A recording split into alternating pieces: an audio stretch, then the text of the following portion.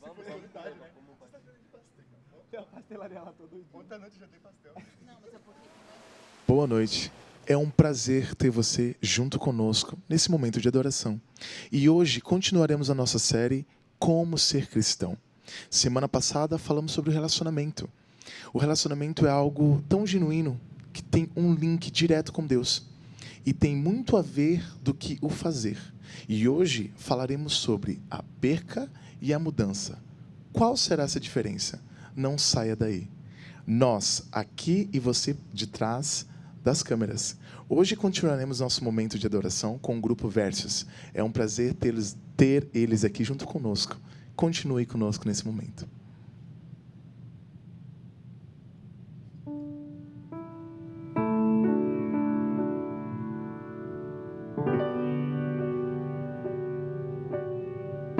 Você que está aí, de casa, no trabalho, cante conosco.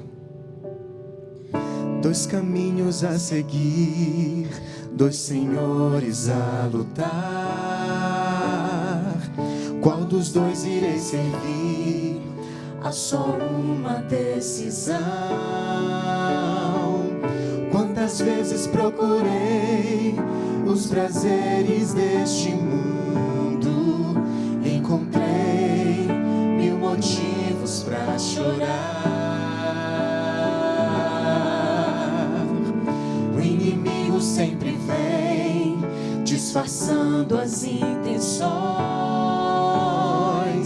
com ciladas ao redor, ele quer me destruir.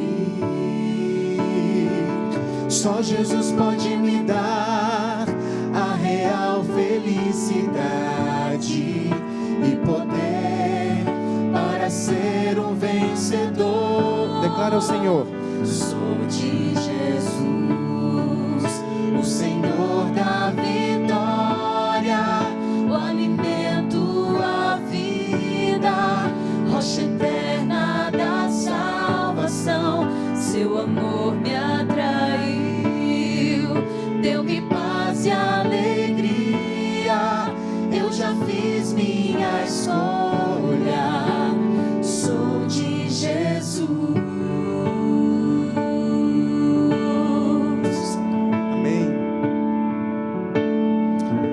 Diga para você mesmo que você quer testemunhar de Jesus. Só as moças. Decide testemunhar, mesmo em forte provação, rejeitando pela fé o pecado e seu sabor. Os homens? No caminho de Jesus estarei sempre seguro, e assim eu prossigo rumo ao céu. Sou de Jesus, o Senhor da vitória, o alimento, a vida, rocha eterna da salvação. Seu amor me atraiu, deu-me paz e alegria. Eu já fiz minha escolha, sou de Jesus. Mais do que em qualquer outro tempo, o momento é de escolher, sem temer, sem hesitar. Escolho. Eu escolho Jesus, sou de Jesus, o Senhor da vitória, o alimento, a vida, rocha eterna da salvação. Seu amor me atraiu, deu-me paz e alegria. Eu já fiz minha escolha, sou de Jesus. Eu já fiz minha escolha.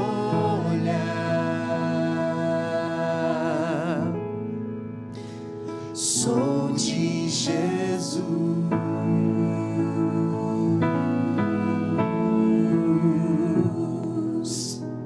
Amém. Declara ao Senhor que Ele é tudo na sua vida. e faça essa escolha de coração, que seja de dentro para fora essa escolha.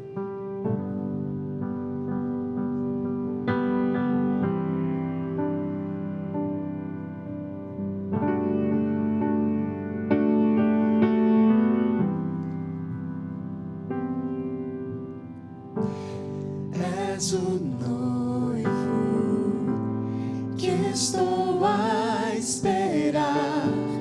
Com a minha luz vou te aguardar. É semeador que está a semear, que teu fruto vem em mim brotar. Tu és tudo para mim. Tu és tudo para mim. Tu és tudo para mim. Tu és tudo para mim. Jesus Cristo, tu és noivo semeador, o meu Pai e meu pastor, pérola de grande preço, de grande valor. Cristo, tu és tudo.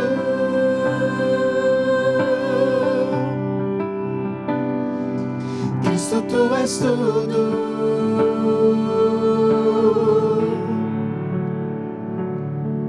És o Pai?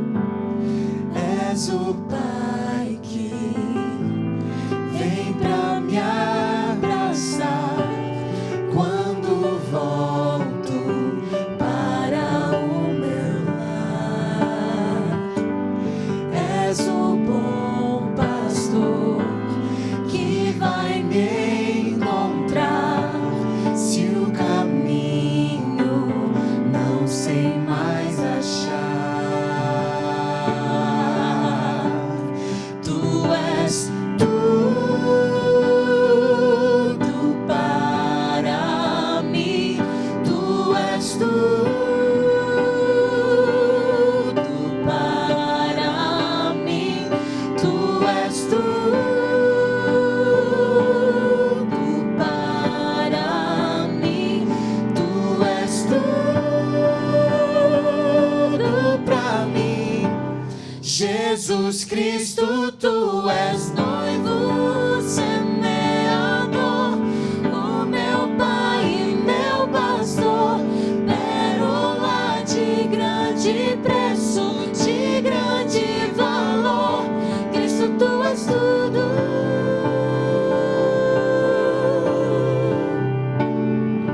Cristo, tu és tudo. Sim, Cristo, tu és tudo. Sim, Cristo, tu és tudo, tudo, tudo. Sim, Cristo, tu és tudo, tudo, tudo. Sim, tu és tudo, tudo, tudo. Sim, tu és tudo, tudo, tudo. Jesus Cristo, tu és noivo semeador, o meu Pai e meu pastor, pérola de grande preço, de grande valor. Cristo, tu és tudo.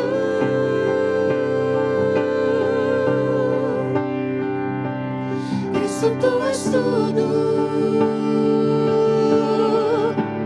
Jesus Cristo, tu és noivo semeador, o meu Pai e meu pastor, pérola de grande preço, de grande valor.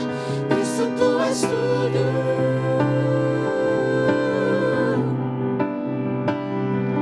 Cristo, tu és tudo.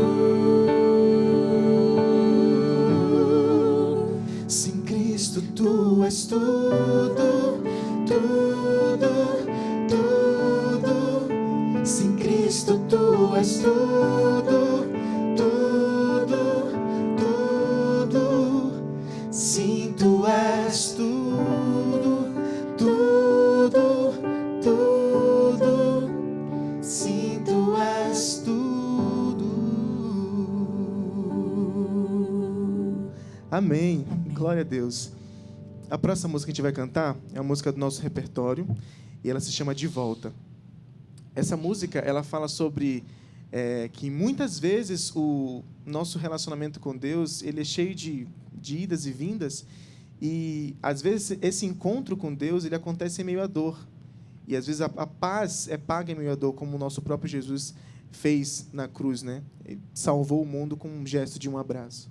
Então nós vamos cantar essa canção que você possa sentir tocado por Jesus. Amém. Vamos fechar nossos olhos e falar com Deus. Jesus amado, muito obrigado pela oportunidade de estarmos aqui e conversarmos com você, Pai. São muitas as nossas dificuldades, o fardo às vezes é pesado demais, mas a gente sabe que o Senhor está conduzindo tudo, Pai. Obrigado porque estamos vivos, porque o Senhor cuida dos nossos familiares, nossos amigos, e nesses momentos queremos pedir uma intercessão, Senhor, por este culto que possa falar diretamente ao nosso coração. Te agradecemos por tudo, Senhor, e te pedimos essas bênçãos, em nome de Jesus. Amém. Obrigado, Grupo Versus. Que lindo, obrigado mesmo. Para você que está em casa, seja muito, muito bem-vindo a este local. Olha, essa série ela é muito provocativa, me provoca e com certeza deve provocar você também. Porque a gente precisa entender um pouquinho o que é de verdade ser cristão. Há muitas informações em livros, há muitas informações em falas, conversas, mas as pessoas param, às vezes, de olhar para a Bíblia e começam a olhar para tudo que é canto, buscando entender o que é ser cristão. Eu não quero esgotar o tema e nem tenho condição de esgotar o tema. Esse é o assunto da vida de centenas e milhares de teólogos e de cristãos. O que é ser cristão?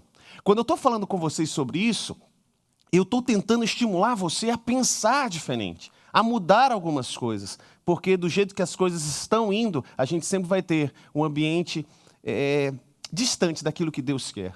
Sabe, quando a gente vê algumas situações sociais, quando nós olhamos para a realidade de alguns ambientes e a pouca atividade das pessoas em falar de Cristo, em representar Cristo, em ensinar a Bíblia, a gente começa a perceber, sim, que a gente está distante daquilo que Ele pedia. Quando a gente olha para a palavra de Deus, ela diz que naquele período, após a morte de Jesus, após todas as mensagens e a pregação do Evangelho, o mundo conhecido foi abalado. Paulo fala sobre isso. Hoje eu quero ampliar um tema. Na semana passada, na sexta-feira, eu falei que ser cristão tem mais a ver com relacionamento do que com fazer. Isso é distinto. Hoje eu quero falar para vocês de um outro aspecto, que ser cristão tem mais a ver com perder do que com mudar. Eu cheguei a tocar nesse tópico, mas hoje eu quero desenvolver isso. Qual é o custo disso? Mas antes, algumas informações preciosas. Eu levei tempo e ainda estou levando tempo para aprender sobre isso. E é uma delícia. Sabe, não é uma coisa que eu falo de delícia por ser fácil, mas porque você percebe o crescimento a partir do momento que você se relaciona com Ele, e Ele vai mostrando, e Ele vai mudando, Ele vai organizando. Você aí em casa, você aí na rua ou em qualquer outro local que você abriu o seu celular, o seu smartphone, o seu tablet, qualquer coisa que você está se conectando com a gente, deixa eu te dizer algo, por favor, fica até o fim, vai valer a pena, porque a gente vai falar sobre algumas coisas que vai mexer com o seu status quo, que vai mexer com sua família e vai mexer profundamente com você. Existem 3 tipos de cristãos, vou começar por aí. 3 tipos de cristãos, ou pelo menos 3 tipos de pessoas que se movem dentro desse pensamento. Será que eu digo cristãos? Eu acho que eu vou dizer 3 tipos de pessoas. O primeiro tipo de pessoa é aquele tipo de pessoa voltado para o seu prazer. Gente, esse tipo de pessoa, ela está preocupada em se agradar, são pessoas materialistas. Ela diz claramente e sem vergonha que o futuro, ou melhor, que o objetivo da vida dela é ter dinheiro e ser feliz. Na verdade, a gente tinha até algumas expressões no passado. Carpe diem, aproveite o dia, vida louca. Você tem que aproveitar a vida porque só se vive uma vez. Conhece as expressões, né? Esse tipo de expressão que leva a gente para um contexto de aproveitar cada momento. E para aproveitar cada momento, eu foco no que eu quero e não o que as pessoas querem. E aí eu vou buscar uma coisa atrás da outra, um detalhe após o outro, sempre buscando me satisfazer. Esse tipo de gente trabalha demais, trabalha a mais para poder conseguir alguns detalhes. Conhece alguém assim? Você é assim? Em algum momento da minha vida eu estive assim. O segundo tipo de pessoa é aquele tipo de pessoa que ela está... Eu vou utilizar o termo. São pessoas que são habilidosas na barganha, na troca. Primeiro, focado na felicidade, focado no materialismo, focado no que é secular. O segundo, focado na barganha. Gente que se acostuma a fazer trocas.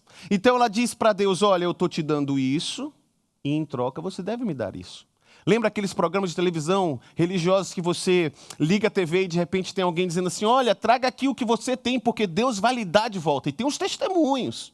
Os testemunhos são espetaculares. A pessoa diz que não tinha nada, mas a partir do momento que ela fez tal campanha, a partir do momento que ela entregou alguma coisa, agora ela está andando de picape, tem um apartamento na praia, outro na cidade.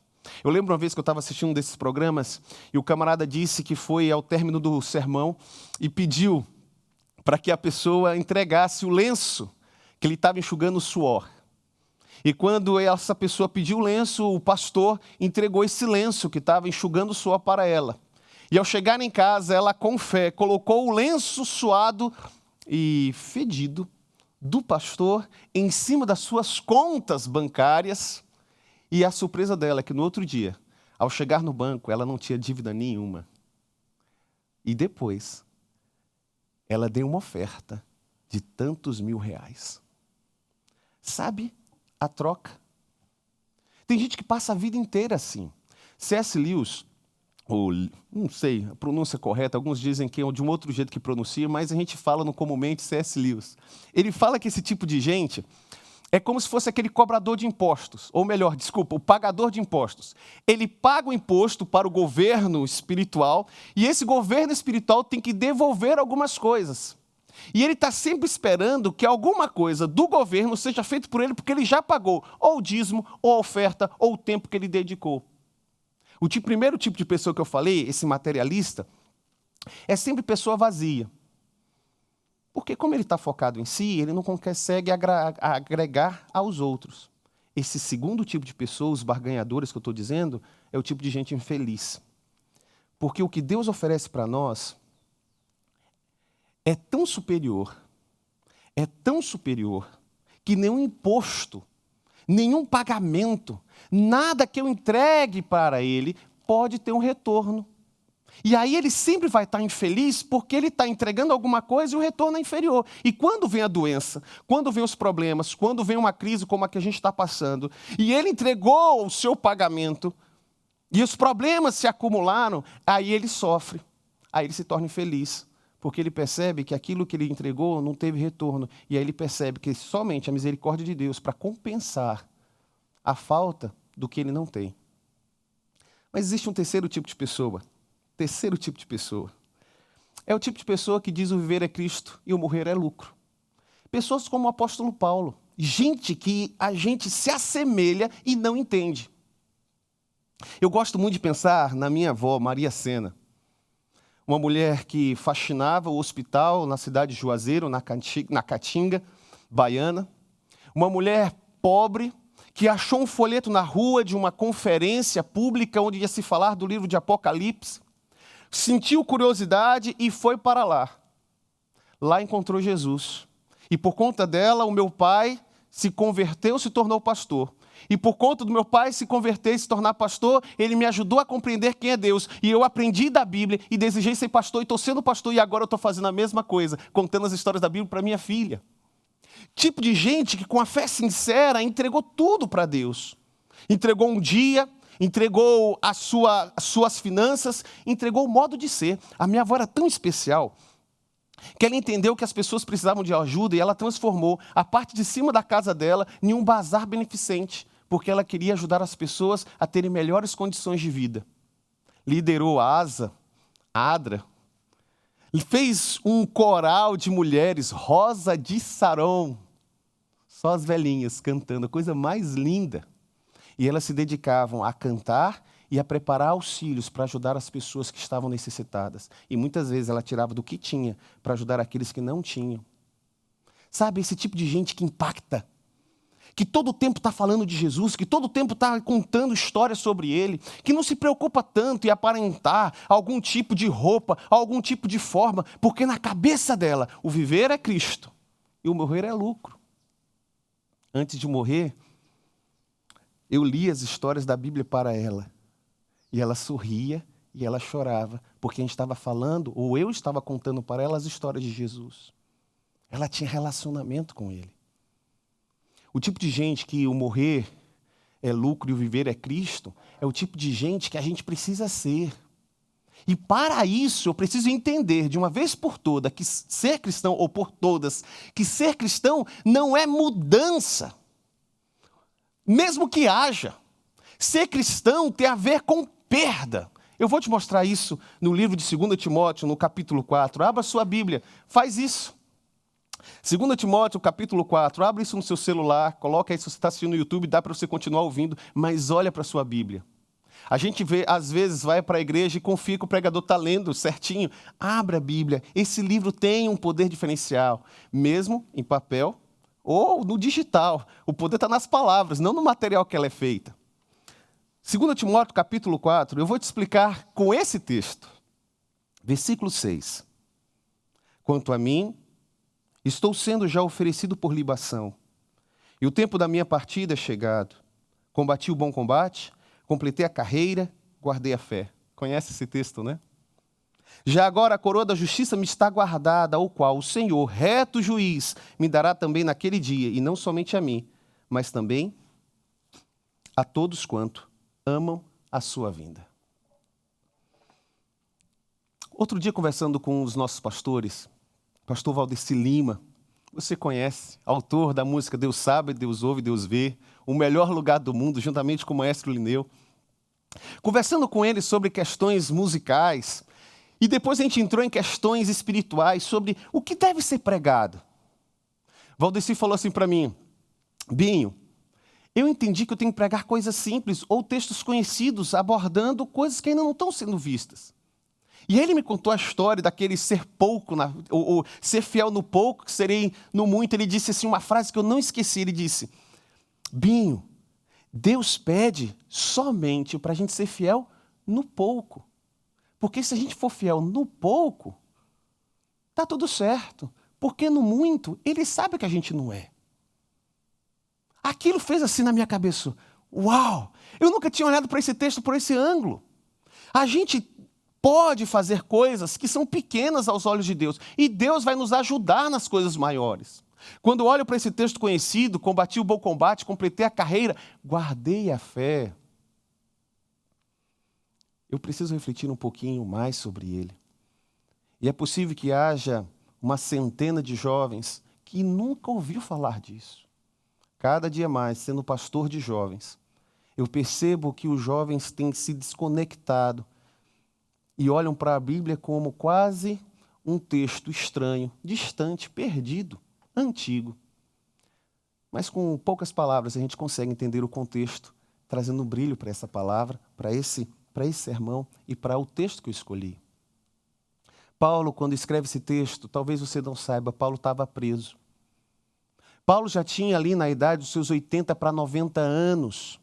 Já era um senhor cansado.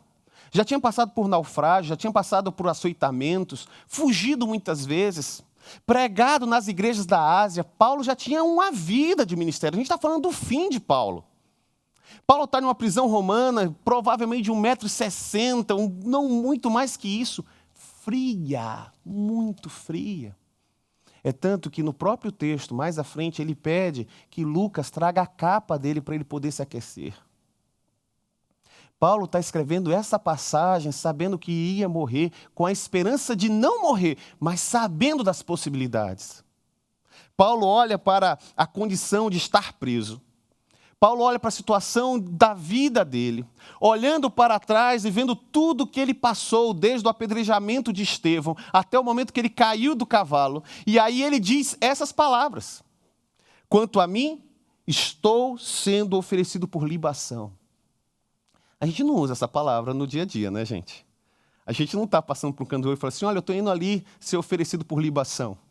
A gente não usa nem quando vai fazer um sacrifício, pegar um animal, matar esse animal para comer o animal. A gente não fala assim, agora eu vou libar ou fazer a libação desse animal. Esse termo é o termo antigo, utilizado no sacerdócio real, onde se oferecia como sacrifício o cordeiro, oferecia como sacrifício o animal para perdão dos pecados do povo de Israel. Paulo escolhe essa palavra propositadamente para dizer o seguinte, gente, eu não tenho culpa, mas eu estou sendo oferecido por libação, eu estou sendo conduzido à morte. Faz diferença para você agora? Paulo preso, Paulo velho, Paulo de uma situação difícil, olha para o futuro que não era belo e diz, eu estou sendo oferecido por libação. E aí ele continua, e o tempo da minha partida é chegada. Eu tive uma curiosidade de olhar no grego qual é o que quer dizer essa palavra, de onde é que surgiu essa palavra partida dentro do original e o que Paulo queria dizer. Esse termo partida aqui, o tempo da minha partida é chegado, é o mesmo termo utilizado nas embarcações na questão marítima. O barco vinha, amarrava seu laço no cais, colocava ali a sua segurança para que o mar e a maré não o levasse novamente. E aí, no momento da partida, o laço era desfeito e a embarcação seguia tranquilamente. Paulo olha diante do futuro a sua morte, sabe que era injusta, mas está tranquilo. Quantos de vocês não tiveram parentes nessa pandemia, ou sem ser na pandemia, que passaram pelo momento da morte? Muitos desses parentes, bons cristãos, e quando eu falo bons cristãos, é bons cristãos em termos de relacionamento com Deus, olharam para a morte e ficaram tranquilos.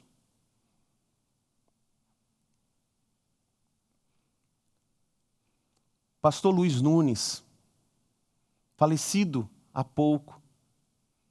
Lembro da descrição do filho dele, o Leonardo Nunes, contando que o pai, antes de morrer, cantava hinos, estava feliz, sabia que ele tinha crido, porque o viver foi Cristo e o morrer era lucro dessa vida que, desculpa, gente, é uma desgraça. A gente acorda cedo para trabalhar, a gente se preocupa com as finanças, a gente se preocupa com a aposentadoria, como vai terminar o curso. Antes de falar para vocês, eu conversando com a aluna, ela falou assim, olha, eu vim aqui cheia de sonhos para fazer minha faculdade no NASP. Mas a faculdade traz a gente para a realidade. E essa realidade é ajustar o mundo em que vivemos com os desejos que temos. Sabe, quando a gente olha para esse homem, quando a gente olha para o pastor Luiz Nunes, quando a gente olha para a dona Maria Sena, minha avó, quando a gente olha para tantos personagens que nos cercam, a gente começa a perceber que eles tinham algo diferente. E o que eles tinham foi pregado na sexta-feira passada. Eles tinham um relacionamento com Deus. Por isso que não havia temor. E veja como Paulo faz essa reflexão profunda, tranquilo diante da morte. Combati, eu já estou imaginando vocês aí de casa repetindo, o bom combate. Quais são os combates que você está tendo? Tem gente que combate coisas, tem gente que combate pessoas, mas tem gente que não combate uma vida estagnada sem um relacionamento com Deus. Qual é o seu bom combate, gente? Para pensar que lutas nós podemos ter. Combati o bom combate, completei a carreira. Paulo olha para trás e fala assim, acabou. Eu tenho 37 anos, eu olho para frente e digo assim, opa, cheguei na metade. Ainda tenho mais um bom tempo de corrida. Eu ainda não acabei minha carreira. Muitos que estão assistindo, jovens, vocês ainda estão começando a pensar que combates você vai ter nesta corrida. E essa corrida não é para alcançar o melhor emprego. Essa corrida não é para alcançar os melhores salários. A corrida não é para ter uma vida melhor. Essa corrida, gente, grava isso que eu estou dizendo. Essa corrida é para ter um relacionamento mais íntimo com Deus. Porque é só isso que nós vamos levar quando formos para lá. Quando ele voltar, ele vai voltar para buscar eu e você e o nosso caráter. E o nosso caráter não é mudado pela nossa força. Porque nós não temos condição. O caráter é mudado pelo nosso relacionamento com Ele. porque nós somos transformados por aquilo que contemplamos. Quanto mais contemplo a graça de Deus, quanto mais contemplo a vontade dele, quanto mais contemplo a sua mudança, a sua obra neste mundo, quanto mais eu contemplo personagens especiais, como personagens como Paulo, mais eu me pareço com eles. Já viu aquele casal, 70 anos, 45 anos de casado, você olha para um e para o outro, parece que são iguais, gêmeos. Um pensa, o outro fala. Um olha e o outro já faz. Porque eles têm conexão, íntima conexão. Combati o bom combate, completei a carreira e suavemente guardei a fé. Gente, não é fácil guardar a fé nos dias de hoje não, tá? Isso é obra sobrenatural. Guardar a fé nos dias de hoje envolve você perder coisas, perder amigos algumas vezes, perder bons empregos outras vezes. Perder a fé muda o jeito, ou melhor, manter a fé é perder, às vezes, um estilo que você adquiriu, mas que não tem nada a ver com os princípios cristãos, mas que você precisa perder. Porque você não imaginaria Cristo dessa forma. Guardar a fé tem a ver com perder estilos de fala. Quanto mais eu me aproximo de Deus, quanto mais eu pareço com Ele, menos eu xingo palavrão. Menos eu xingo a mãe dos outros. Menos eu falo alguma coisa que tem um caráter sexual e uma coisa que é do dia a dia. Eu vou perdendo a minha linguagem, não é que eu vou mudando, é porque eu me relacionar com Ele, eu vou tendo a fala dele. Lembra de Pedro? Negando a Cristo, olha, você fala como ele. Aí Pedro braveja, xinga os palavrões, fala um negócio lá para tentar disfarçar aquilo que não dá para se disfarçar. Porque quem vive com Cristo, em relacionamento com Ele, é aquele cristão que prefere morrer, mas que Cristo viva. Paulo guarda a fé e diz, já a coroa da justiça me está guardado pelo reto juiz, que não dará somente a mim, mas vai dar a todos quanto esperam a sua segunda vinda. Eu e você. Qual combate você tem tido? Qual carreira você tem corrido? E que tipo de fé você tem guardado? Paulo é tremendo, não é? Você olha para Paulo e fala assim, uau! E eu já pedi muitas vezes, falei, Senhor Deus, eu vou ser pastor. E eu quero ser um pastor como o apóstolo Paulo. Quase ouvi Deus dizendo assim, você tem certeza disso? Sabe aquele meme? Fale-me mais sobre isso. Olha a vida de Paulo. Você quer isso? Você que está assistindo em casa, você quer isso? A gente que não quer ser cristão, meninas, ser como Esther. Que exemplo essa mulher Esther. Ser como Débora. Gente, minha esposa está estudando o livro de Juízes, passou por Débora e falou assim, Preto, que mulher era Débora? E eu poderia citar outros personagens da Bíblia, jovens tremendos como Davi, como Josué, que já não era tão jovem, quando assume a liderança do povo de Israel. Quanta coisa linda! Mas você quer passar pelas coisas que eles passaram? O custo de ser cristão não passa pelas coisas que você faz, mas passa pelas coisas que você atravessa juntamente com Deus, com Jesus. Está pensando que eu estou brincando? Tá bom. Deixa eu ler aqui. Paulo, depois de dar essa declaração de fé linda, maravilhosa, que a gente repete. Se eu chegar na igreja, qualquer igreja diz, combati o bom, aí todo mundo, combate, completei a carreira. Todo mundo repete, mas se esquece da continuidade do texto. Versículo 9. Procura vir e ter comigo depressa, porque Demas, tendo amado o presente século, me abandonou, e se foi para Tessalônica, Crescente foi para a Galácia, Tito para a Dalmácia, somente Lucas está comigo. Toma contigo Marcos, traz ele, pois ele é muito útil para o ministério. Uma explicação, Paulo e Marcos tinham brigado no passado. Paulo achava Marcos muito frágil na pregação do evangelho, medroso. E agora, para morrer, anos depois, ele fala assim, pode trazer, ele vai ser útil. Saiba as situações de conflitos que vivem-se na igreja. No passado, é só passado. A gente está numa jornada cristã. Perdoe seu irmão. Continuando. Quando a Tíquico, mande ele para Éfeso. E quando vieres, traz a capa. Estava sentindo frio. Lá em Troade. Em casa de Carpo, bem como os livros, especialmente o pergaminho, queria a palavra de Deus. Alexandre, o latoeiro, causou-me muitos males, que o Senhor lhe dará a paga segundo as suas obras. Porém, tu guarda-te também dele, por quem resistiu fortemente às nossas palavras. Na minha primeira defesa, grava isso, gente. Na minha primeira defesa, isso aqui é um prato. Olha, isso é um sermão só. Eu poderia até dar o título desse sermão. Na verdade, o meu pai fez um sermão sobre isso, pastor Edmacena, pastor aqui em Piracicaba. Ele fez um sermão que é decepcionado com as pessoas, maravilhado com Jesus. Olha que título. Decepcionado com as pessoas, maravilhado com Jesus. Sabe por quê? Por causa dessa passagem aqui.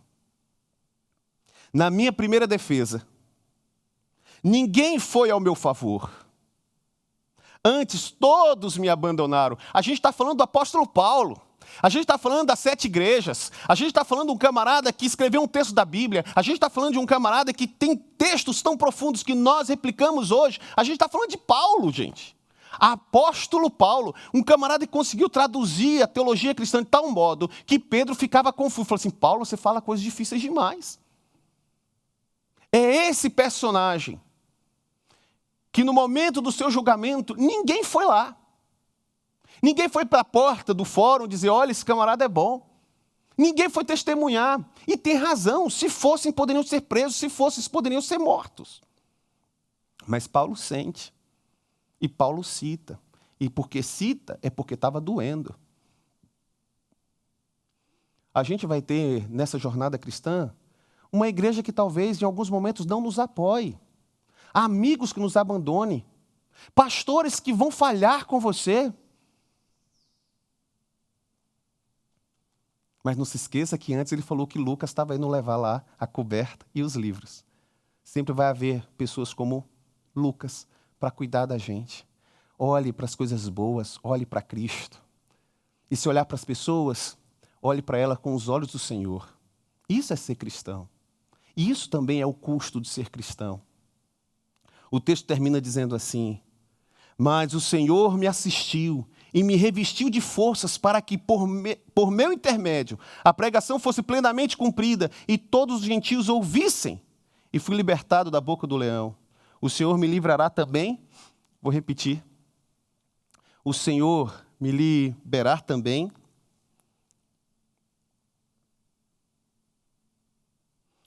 de toda obra maligna e me levará salvo para o seu reino celestial.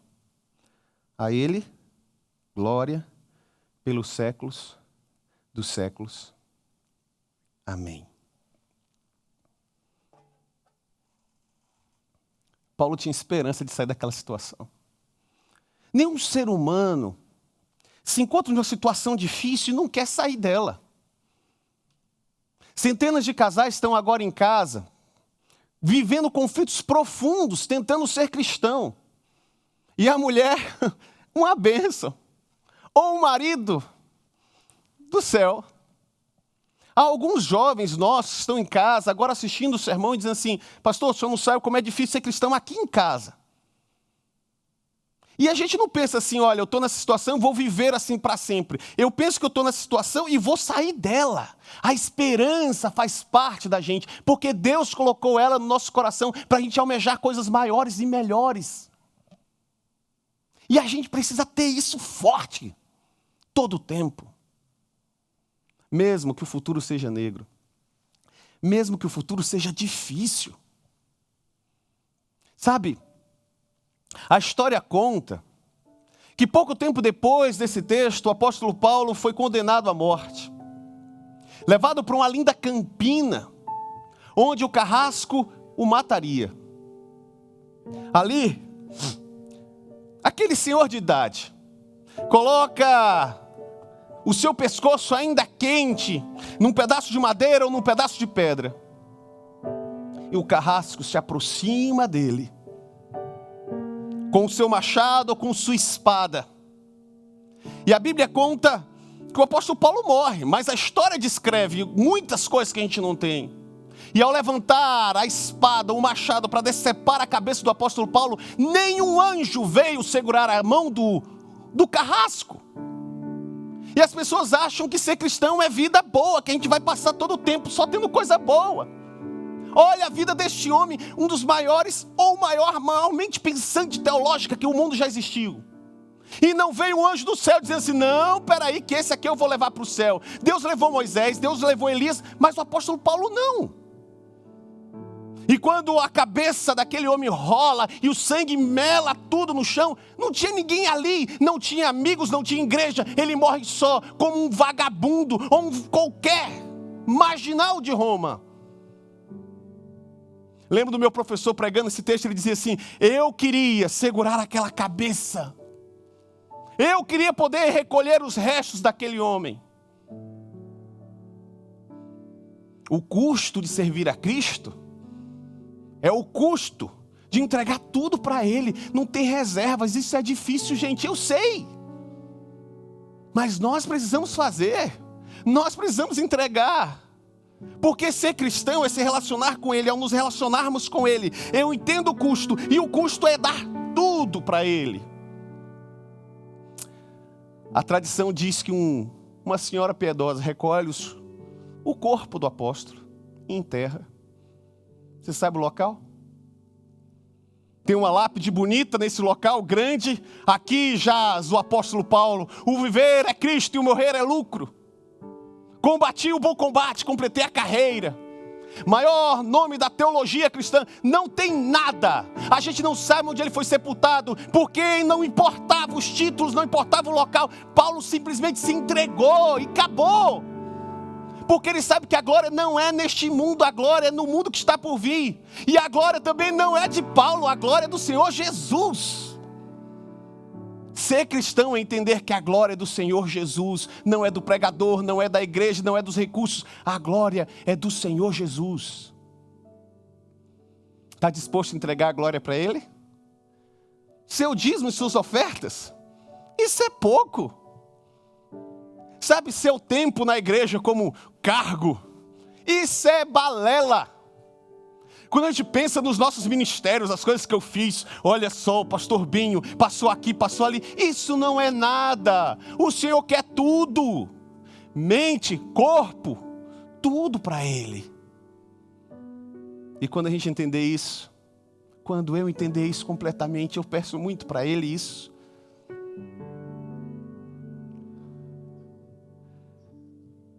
Eu vou continuar minha jornada até que Ele venha, e você também.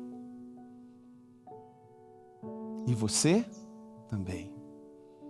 A música que o Grupo Versus traz para a gente, porque eu sei que onde as palavras pregadas não entram, a música entra. Fala disso. Fala desse relacionamento transformado, fala desse momento que eu me encontro com Jesus, onde tudo se transforma. Sabe, eu não sei se você está em algum local só ouvindo, pode entrar. Se você puder parar e ouvir o Grupo Versus cantando de olhos fechados. Você está em casa assistindo com a família o culto hoje, fecha os olhos. Sabe, conversa com Deus. Está na hora de surgir novos Paulos, novas rainhas como Esther, novos personagens que brigam com Deus, não contra Deus e não contra as pessoas, mas com Ele, para que Ele possa ser realmente tudo, tudo, tudo, como diz a música do Daniel Lidick, que foi cantada há pouco tempo. Eu vou fechar meus olhos também, porque eu quero mais uma vez usar a emoção desse momento de maneira positiva para me conectar com Ele, para que eu possa entregar tudo nas mãos do Senhor. A música disse tudo. Feche seus olhos, vamos orar. Senhor Deus, centenas de pessoas estão ouvindo essa mensagem agora. Que foi cantada, que foi através da oração, que foi pregada, que foi através da pregação vivida e também da apresentação no começo da do nosso culto a Ti.